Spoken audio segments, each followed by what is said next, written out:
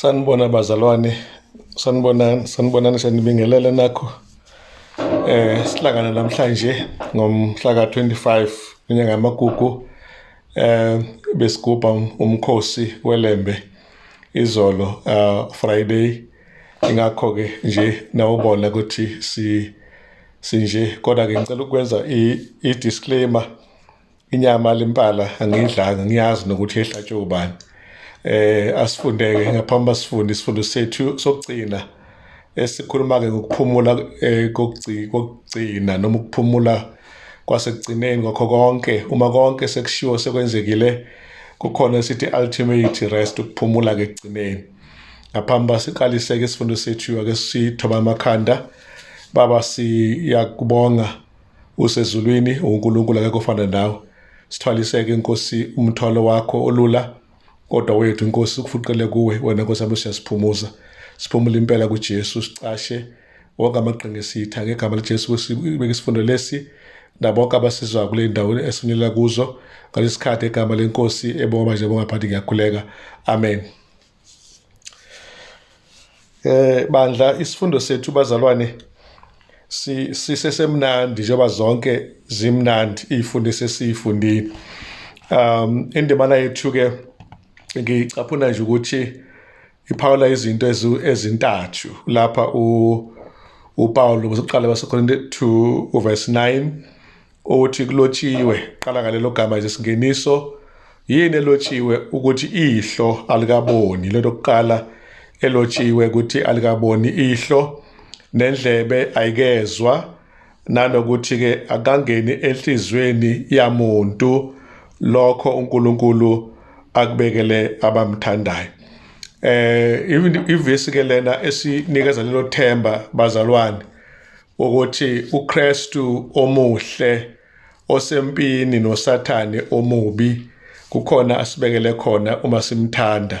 Sibekele into engakabonwa ngamehlo, engakezwakali ngeindlebe, engangeni ebuchosheni bethu. Izinto ke lezo bazalwane ezingaleke ukucabanga lesikhathi samanje ukuthi mhla sesiyibamba ekugcineni sithi hawu, kanti sihlupheke nje bekuyise, ingake into besilibekelwe bese yonke inhlupheko esike sayithola emhlabeni siyibone ubala masikompara nobuhle obukade busilindile ngaphambili. Sengathi Inkosi ngasiqinisa bazalwane, siqinisele nje leli mile lokugcina, ngoba the last mile of the way may be a difficult mile, kodwa mawuqinisele wayizama ukufuqa futhi gijime okugcina, hawu ishaya intambo bese nawe bangowinile. Lokho ke sikutholayo lapho kubalekile okukhulu kakhulu nje. Uma sibuka isingeniso sakhona, uma ngishaya isabari esingeniso, singena endabeni enkulu yempi yengqondo la sikhuluma khona ke ngemzabalazo ophakathi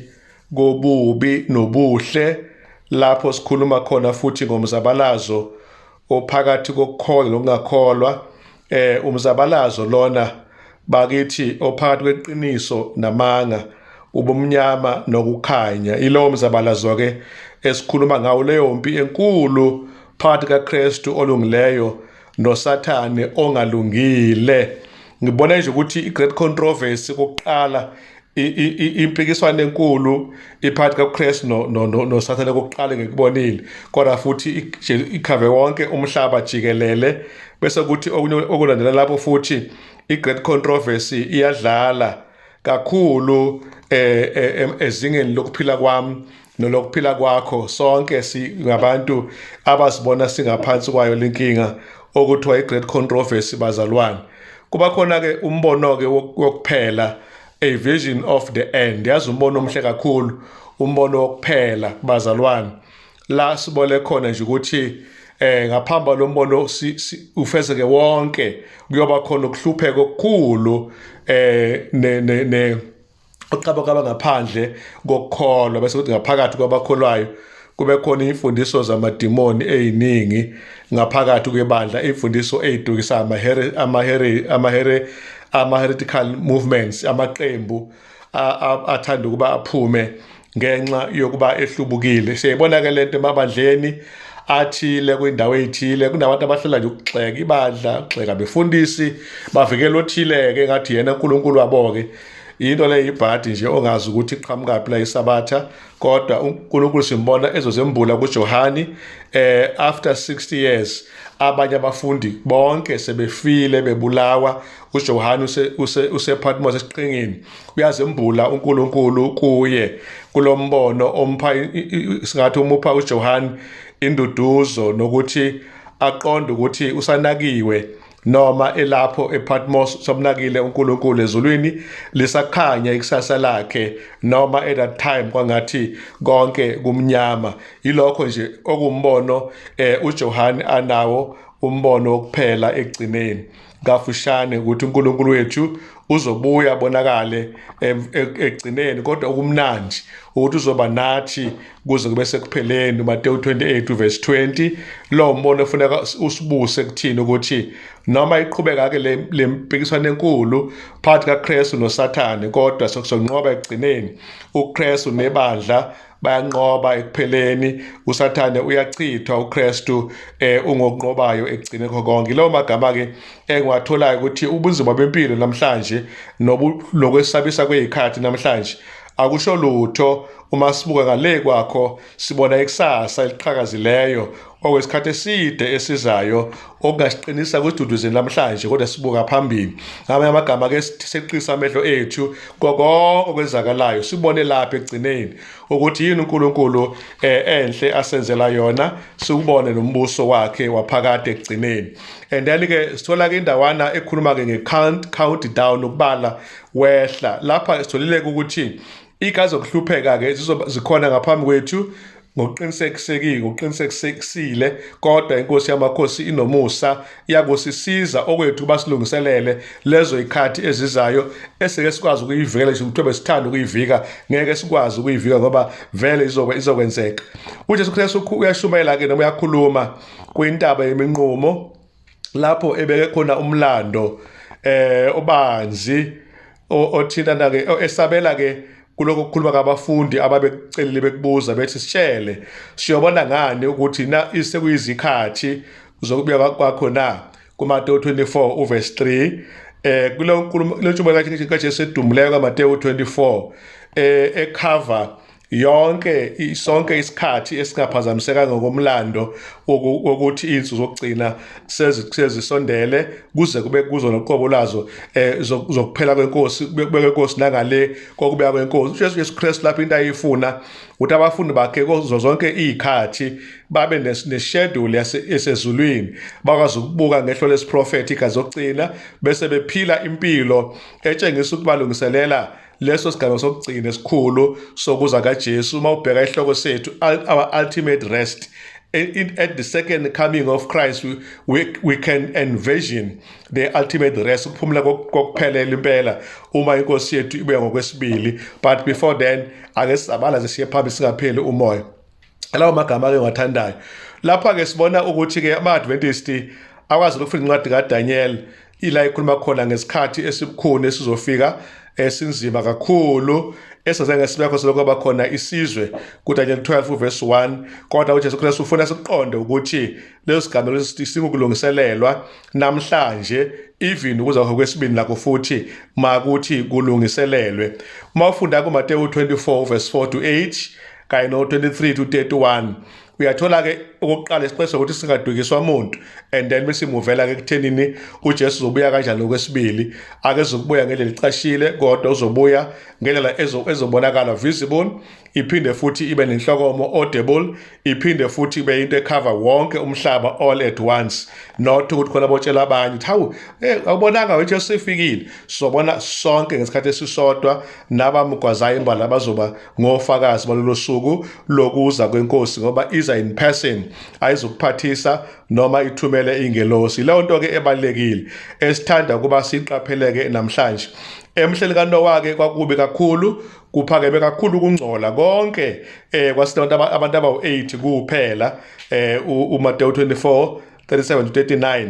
Nakule mihla manje ke siyabona before sibe okwesibili ukuthi nenxa singalwazi usuku nehora 24:36 kuMateyu, kodwa siphila sikathi siyazi ubuya inkosi ayisize bafowethu sithi uqaphela impela aphakama amasokisi ngoba ngokwesiprofetho kubala kuyehliwa manje sekuseduzane kuba inkosi yamakhosi iza ngokwesibili okwethu kulungiselela thina nomhlaba ukuyihlangabeza inkosi. uMateyu 24:9-14 usitshengisa nje masibe ne-awareness, sizazi izimpawu zokuphela kwesikhathi, sazi ukuthi khona ukuhlupheka okuzoba khona nokuzondwa ngenxa yokuba sithanda uNkulunkulu, kube khona ukukhubeka, kube khona abaprofethi bamanga, kube khona nokuqinisela kufuneka masibe nakho kuze bese kupheleni, kube khona ke nokuthi ke sibe ngabantu abashumela ivangeli kaNkulunkulu lombuso anduba umbuso kaNkulunkulu ufike ngokwesibili ebuye ngokwesibili. Yilawo magama nje engiwacelayo ukuthi uNkulunkulu ake usisindise esandleni sakhe omubi osathane, sikwazi ukuphila impilo engcwele esindisiweyo,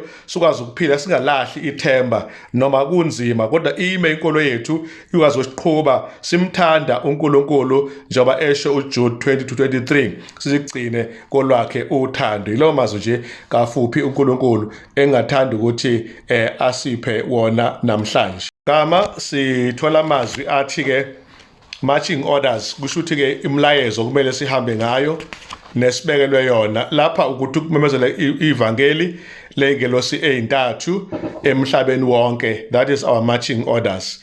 La ake sibuke nje ukuthi ingelosi ezintathu umlayezo wakhona zithi yesaba uNkulunkulu okokuqala, esibili ithi ke lwile eBhabhiloni la ikhathe imbili, yathi ke eyokugcina ke yasibalekele ke ungamukeli uphawu lesilo ingelosi esithathu, ngoba masenze njalo siyawuhlupheka phambi kaNkulunkulu newudlu naphambi kweingilosi singakufumani ukuphumula.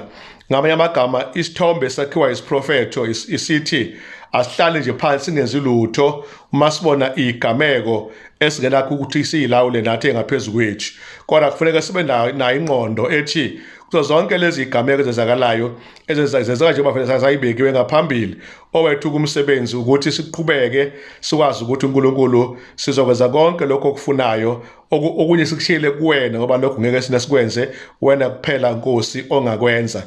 Ngamanye amagama ke la ubuKristu bethu mabube ngobusenza sihlobane nomhlaba ngendlela ukuthi siwushumayeze lo mhlaba, siwutshele nangoNkulunkulu kohlela kwakhe ukuze nathi nolomhlaba silungiselele kahle ukubeka kwakhe uJesu Kristu ngokwesibili. Ama-Adventist ke ayakholwa kakhulu ke endabeni ekuthiwa iqiniso lesikhathi, i-present truth, njengoba ekhuluma ngalo uPetro wesibili sahloko 1 verse 12 elitholakalayo kakhulu ngokucacile emavesini esiwabukayo eingelosi ezintathu. Ingelosi ezintathu ziqukethe umlayezo esinikeza igama lokuthi isigijimi sesikhathi noma i-present truth. And then siyaqaphela ke la ukuthi ivangeli eliphakade ke liyindaba ezinhle emangalisayo zokufa nokuvuka kaJesu Kristu, ukuthi kukhona sikwazi ukuphumuza noma kubambelela ke amathemba ethu okusindiswa. Uyafumana futhi ukuthi ihora selifikile, Sambulo 14 verse 7. Lokhu ke kusho ukuthi ke iphuzo elikhulu ke leli elikhomba ukuphela kwesikhathi. Ngakho ke ngicela ukuthi sibe ngabazalwane abaqaphela ukuthi sibezela ukuzokhonza yena yedwa uNkulunkulu, odwa lezulu nomhlaba kusatshwa yena, singesabi singalingisa abantu abakhonza iBhabhiloni noma abakhonza eBhabhiloni abadumisa isilo nomfanekiso waso isilo. Thina owethu umsebenzi oba iBhayibheli esibekezeleleke singabantu besikhathi sokugcina, kumele ke sithi nakwezelwa kwabangcwele sigcimela kaNkulunkulu, sikholwa sinenkolo kaJesu. Lokho ke kuchaza ukuthi ke kwikhathi ezibukhuni sesiyoqinisela ngayo leyo nkolo uJesu Kristu asinikeza yona, naye waqinisela ngekhathi ezibhlungu. Sambulo 14 verse 11 yasitshela ke ukuthi impela bakukhona umuntu ongene kulomkhuba wokubanjwa uphawu lesilo, akana ukuthola ke lo muntu ukuphumula ubusuku nemini. Uma kuthiwa akho ukuphumula ubusuku nemini, kusho khona ukuthi impela kukhonza isilo bekumele sikuyeke, ngoba kanti akuze usinikeza ukuphumula ekugcineni, kodwa nalokho usinikeza ukukhathazeka bese ukuthi abakhonze uNkulunkulu bona bafumane ukuphumula. Ngamanye amagama iqembu elinye labantu emhlabeni liyobe liphumule kuNkulunkulu, abanye bekhala kuSathane, bengaphumulanga kuNkulunkulu, bekhala phansi kwesilo, nanxa besibabaza bethu balo njengaso, balongana naso na, bayakhala manje sakwazi ukubasiza. Kodwa laba akhonze uThixo bahlushisiwe, kodwa agcine kosuku bayajabula kakhulu ngoba uNkulunkulu wabo ubenzela izinto ezinkulu. Uma sikhuluma lapha-ke ngokuphumula, rest in peace, ukuphumula ekuthuleni, lapha-ke sithola ukuthi yona ultimate desire yethu sonke ngokukholwa ukuthi ekugcineni uNkulunkulu akwazi ukusipha ukuphumula kuKristu. Lapha-ke kuyacaca ukuthi eminyakeni eminingi yamakhulu eyadlulayo amaKristu ebheki kuzo iNkosi Jesu kwesibili, iqiniso-ke lithi kuze kube namhlanje bakithi amathemba ethu okaqoqene lapho, kodwa kuze kube namhlanje amathemba ethu awakafezeki emlandweni, kodwa siqhubeke nokwethembeka ngoba masishane azothi afezeke. UHebrews chapter 11, 13-16 uyasitshela ngezithembiso ezinkulu uKristu asinikeze zomuntu amaqhawe namaqhawekazi enkolo afa ekholiwe, engamukeliswanga izithembiso kodwa eyibona izikude, athokoza ngazo, bevuma abahamba nabafokazi. Ngiyibuka le ndawana yokuthi make sivume uba singabahambi nabafokazi emhlabeni. Khona izimo-ke vele ezikubeka esimeni sokuthi ube umfokazi nje nesihambi kulo mhlaba. Vuma ukuthi ngempela kunjalo uma ufuna umuzi wakini, hayi wasemuva eGibhithe, kodwa phambili eKhanani lasezulwini, lapho uJehova esibekele khona okuhle. Kodwa sekathi iNkosi ngasibusisa-ke bantwana bakhe, sazi ukuthi egcina kosuku nabafileyo bayovuka kuqala, bakhuphukele ezulwini bejabula egcine kakhulu, sebefuna umvuzo wabo omkhulu. Lokho kusikubonile ukuthi kukhona ukudideka kokukhulu okuthinta abefundisi abathile namakholwa athile, even abo Billy Graham, abantu abathi babekhuluma ngomuntu oshela bathi rest in peace, baphinde futhi bangakuqondi uloko kuchaza ukuthini, ngoba kube kuxoxela abantu abaleleyo kufuneka futhi kubona izinto ezithile kanti baphumule bazokunika kanjani lokho abakunikeza khona.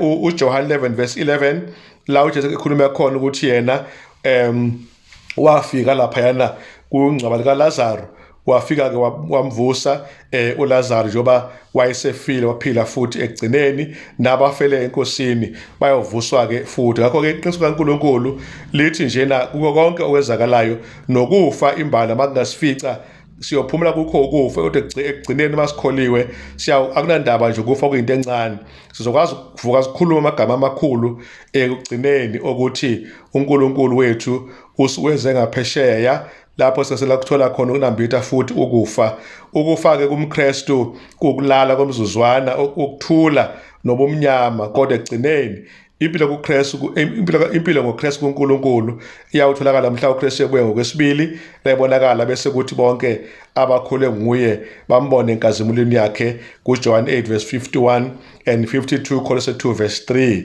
Lapho masiqhathanisa kakhulu sithola ukuthi umuntu osesimeni esiphakathi kokufa novuko ekseni akana ulele nje umuntu akazi lutho, John 11 verse 7 and 14. Kodwa-ke isigcizelelo esikhulu ukuthi abantu abasindisiweyo bawumukela umvuzo wabo ekugcineni emva kokufa, bese kuthi abalahleli nabo bawuthole futhi, kodwa vukeni lwesibili uJohn 5:28 and 29. Lapho-ke sibona i-highlight nje ebonisayo ukuthi ekugcineni masilungiselele ukufa ukuze makufika ukufa noma efika uKristu asifumane singabantu abalindini. Yini ekududuzayo-ke ekwazini ukuthi nakuba sifa befa abafile abathandiweyo bethu, kodwa baphumule ngempela. Cha, khona uma ubuka ezinye izinkinga ezisuke zisiphethe emhlabeni ngempela, noma kungekuhle ukufa, kodwa kuhamba kube ukuphumula uma umuntu esekhandlekile ngenxa yesingakeko eyisekhanda, eyisemzimbeni, eyisesimeni sikamoya noma emotional. By the way, uma kufika ukuphumula, it is all good ngoba khona uvuka ekugcineni. And then-ke bakuthola lapha-ke thokozani njalo enkosini. Uchazileke lapha umbhali ukuthi uma kuthiwa sithokoze, akusho sithokoze njalo engxekeni esibhekene nazo, kodwa enkosini. Uzabhala noPaul uqobo lwakhe naye ebhala amazwi athi ngithi thokozani, ngiyaphela ngithi thokozani enkosini. Akusho ukuthi naye wehlele ejabule njalo. Kwakukhona izikhathi lapho uPaul naye umuntu wosizi khona. Kodwa uPhilip 4:4-6 yasitshela ke lokho ukuthi i-atmosphere yokuphumula kuphela enkosini, hayi ngaphandle kwenkosi. Ize ithi ke bomnene bethu abaziwe ngabantu bonke, inkosi iseduze. Singakhathazeki ngalutho, kodwa ngomthandazo nangokunxusa konke okuzingxaki zethu kubeke kucace phambi kwakhe uNkulunkulu izicelo zethu. Lawo magama ke uPaul asibekele wona. Le ndimana ke sibona uPaul ethi asithokoze njalo bese ngichazileke ukuthi hayi ezilingo nesiphila kuzona kodwa enkosini. And then ke kunye ke lapho kubalulekileyo ingqikithi yale verse iqukethe nje ke ukuphumula nokuthula okwedlula konke, ithemba eledlula konke esikubonayo lapha emhlabeni. Ake ucabange nje lokhu kuphumula njengalokhu komphefumulo, lapho ngempela siphumule ngalendlela ukuthi akusekhonto esikhathazeke ngayo. Ngiyacabanga nje lezi sikhathi ngiyasithanda nami ngasiboni la ukuphumula kuphelela nje, nenjabulo iphelele, engabe ikhonto nje ekusabisayo noma nje ekuphatha kabi. Amathemba njengalayo noma amathuba njengalawo siyawalangazelela kakhulu, akafiki kodwa okwamanje. Ukuthi umthandazo wami ukuthi sifundise inkosi kuba sesimeni somqondo onokuthula nokuphumula, noma umhlaba wethu sukubona unje ngoba inkosi iseduze, ukuchaza ukuthi noma zinjani izimo uNkulunkulu eseduzane ukwazi ukusipha ukuphumula masivala amehlo ekuseni masivuka sivukele ekumboneni kwakhe ebuya ngokwesibili. Leyo ndawana engiyithandayo. Awukho kumbuzo la kakhulukazi ngalempilo egcwele ukukhathazeka nezilingo nokuzabalaza ukuthi ke ngabe kuchaza ukuthi sophunyuka kanjani kulokhu, kodwa kusemqoka kakhulu ukuthi uma inkosi ibuya ngokwesibili konke kuzodlula. Okwamanje masiqinisele sithokoze enkosini ngoba sazi ukuthi ngempela kuKristu kukhona ukuphumula nalesi sikhathi esiphila ke kusona. Ilawo magama ke engiwathandile engicabanga ukuthi wonke umuntu uma efika lesigaba kukhona ukuthini naye akucoshile. Sesisivala ke isifundo incwadi kaEllen G. White, iGospel Workers 219, ithi ke wonke umuntu uyafisa ukuba umthandazo wakupheleleke manje futhi ngokuqondile, kodwa ithi ke lapha ke ngeke siyalingeka ukuphela amandla uma imithandazo yethu ifika ngendlela besingayilindele noma ilibele. Kodwa uNkulunkulu uhlakaniphe kakhulu ukuba ngaphelele imithandazo yethu ngendlela njalo esifisa ngayo, nangesikhathi esifuna ngaso, nangendlela esifisa ngayo. Nkosi yami, ithi lapha ke kodwa ke uNkulunkulu bekongcono kunokuba thina uqobo sifisa ukuba senze izifiso zethu iphumelele. Ithi lapha ke umethemba ke ekuhlakanipha kwakhe nothando lwakhe ikhona ke kuzokwenza singabe sesilokhu sibuza ke imibuzo, kodwa sizijekjele phansi kwentando yakhe, singafuni eyethu intando uba yenziwe kodwa inhloso kaNkulunkulu ukuba yenziwe. Ukufisa okukhulu esinakho ukuba nje intando yakhe ingalahleki kodwa yenziwe njalo emhlabeni. Iqhubeke futhi inkazi kaNkulunkulu ithi ke kuko konke lokho okwenzakalayo okuncane ngaphambi inkosi Jesu ifike izosinisa abantwana bayo, ibanikeze ukuphila okuphakade ekugcineni. Kubalekile ukuthi sasita amathuna azovuleka, abafile benqobile bamemeze bathi kufa lophi udosi lwakho na, kuthuna kubunqoba kwakho na. Bese abathandiweyo bethu abalele njengabanje kuKristu bazobe baqhamuke bagqoke ukungafi nongaboli uma inkosi iza ngokwesibili. Sengathi inkosi ngasibusa kakhulu uthandekayo engikucoshayo sengigcina nje ngithi awu zamnani lezi ndaba esiyitholayo.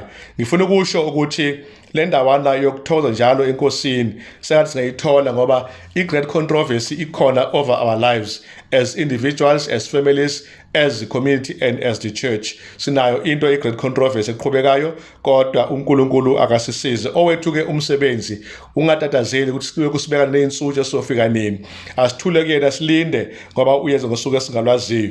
And ensambulo 14:9-11 masimshumayeleke ebantwini sowazi nokukhonza kuNkulunkulu, singakhonzi isilo ngoba kuba khona ungaphumuli kubakhonzi besilo bengenaNkulunkulu nathemba emhlabeni.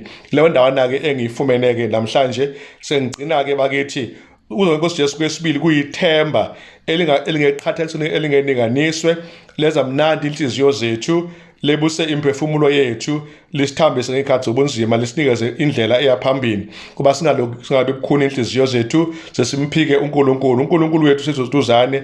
Ngakho-ke asimuzwe eduzane, noma singamboni, noma singamuzwa indlela ephathekayo, kodwa asikuqonde ukuthi uNkulunkulu akasishiyanga sodwa kuba sibhekane nehlazo lamahlazo ethu. Inkosi ibuseke isifundo sethu. Sisivala lapha. Baba wethu olungileyo, siyacela ube nathi masivala isifundo sethu igama likaJesu. Siyakhuleka busa bonke abasifundile nabasizwa namhlanje lapha ku-YouTube. NguChris, ngiyathandana naphakade. Amen.